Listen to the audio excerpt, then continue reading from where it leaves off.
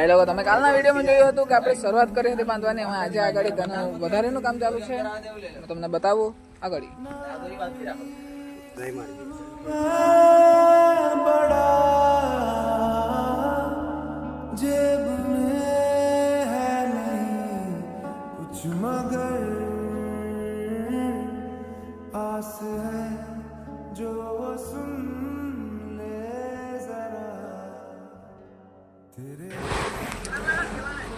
બાજુ સાઈડ વાસણ નહીં આવે એ માટે અમે તાડપત્રી બાંધવાના છે. અમે તો અમે ભાવેશભાઈને બતાવીએ, બહુ ભારી બાંધતા છે. તે ભાઈ છે અમારા રિંકેશભાઈ.